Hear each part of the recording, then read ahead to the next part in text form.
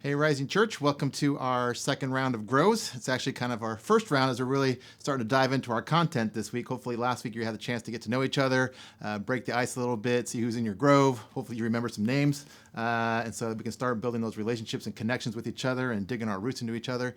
But over the course of the semester, we're going to be diving, you've already know this, but we're going to be diving into 1st and 2nd Peter, which I think is going to be really interesting. I think it's very appropriate for kind of where we're at as the church in general around the world today.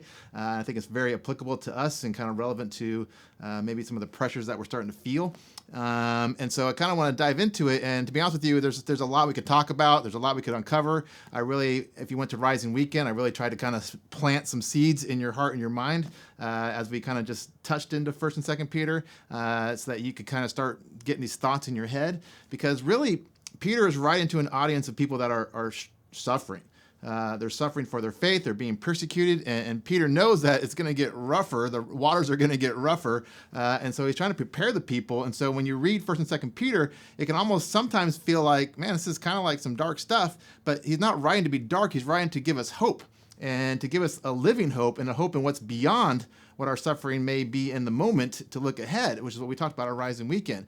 And so I kind of want to start off by, looking at chapter 1 just a little bit this week as we're going to discuss, in greater detail some of the passages. But it actually ties in a little bit to even what we've been talking about on Sunday morning.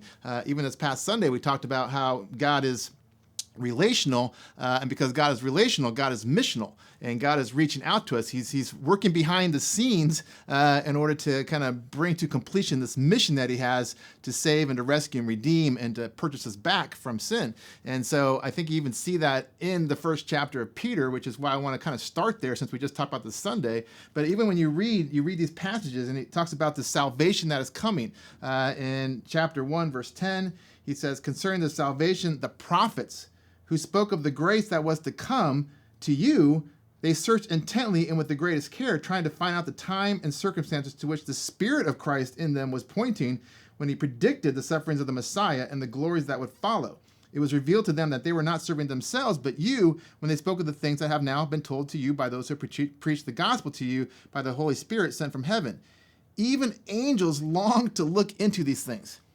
He's talking about how there's this mystery that God was enacting all the way through the Old Testament that he was bringing to fruition, if you will, and that is that Jesus was coming in order to pay our penalty for sin and to rescue and redeem us. And nobody really understood what God was doing. It was this mystery. And that's why I love what it says there. It says, even angels, they long to look into these things. Like, it literally means they long to stoop and look intently, going, God, what are you doing? Like, what's the plan here? Because they didn't know the plan. Only God knew the plan. And it says even the angels didn't understand what God was doing. And the prophets, they were trying to figure it out. They were trying to okay, God, you've given us these little pieces and these pieces of the puzzle, but what are you doing here? Because they didn't even fully understand what God was doing, because God had a plan. And God was doing something in order to rescue us from the mess of this world and to bring us redemption. Even a couple verses later, it says this. It talks about Jesus in verse 20. It says, he was chosen before the creation of the world, but was revealed in these last times for your sake. Through him, through Jesus, you believe in God who raised him from the dead and glorified him. And so your faith and your hope are in God. He's saying, man, Jesus, the plan was to bring Jesus into the world all the way from the beginning, because God had a plan for redemption, and now it's been revealed in Jesus. And so now that's been revealed, you can have hope, because God hasn't abandoned you.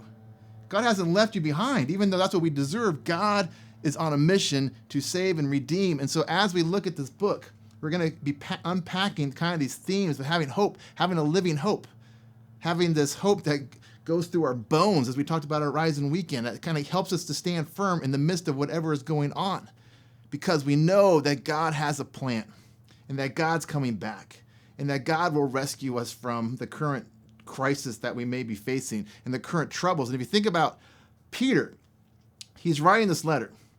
And he's writing this letter because he knows that there's believers who are struggling.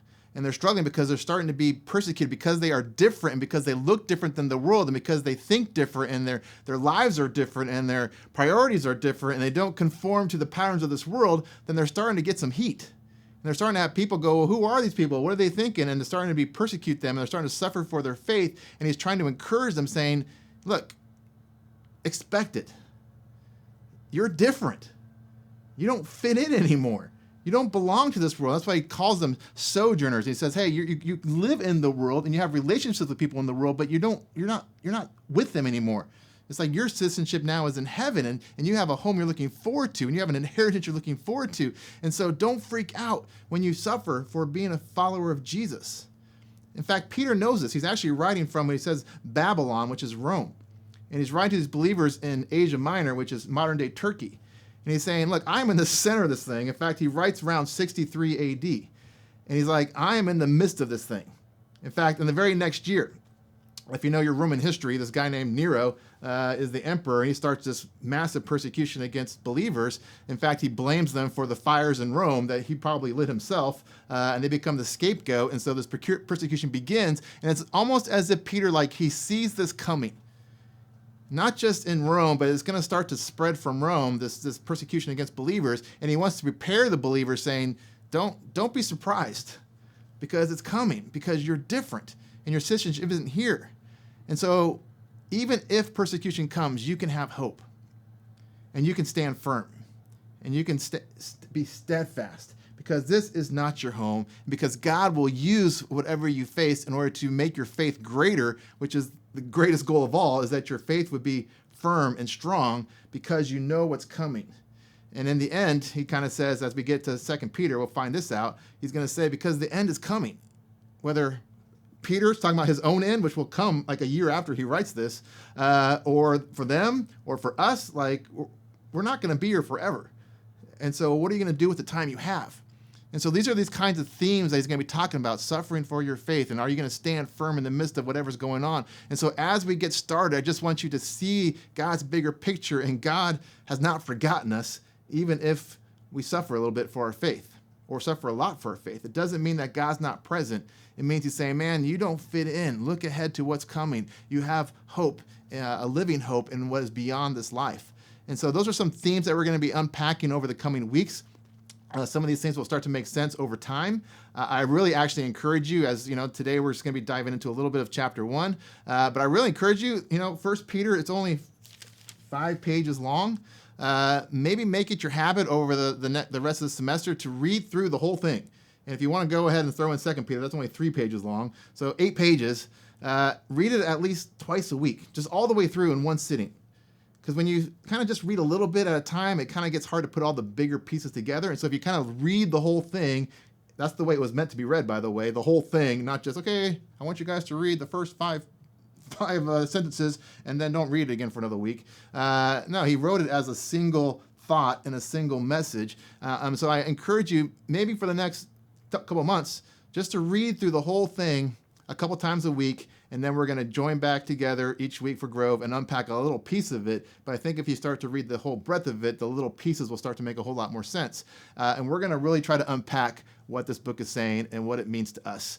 Because I kind of believe that he says he's writing to the exiles scattered throughout Asia Minor, and you could include ourselves in the exiles. Like, we're these people scattered all around the globe who follow Jesus, and he's writing to us. And so if he's writing to us, what do we need to get out of this thing? So that's kind of where we're going. It gives you a little tidbit of what we're reading today, and hopefully over the coming weeks we're going to just keep digging into this thing, because it's got so much relevant information and kind of just help for us no matter what you're going through. So hope you have a great first session here as you dig in, and we will catch back up with you next week.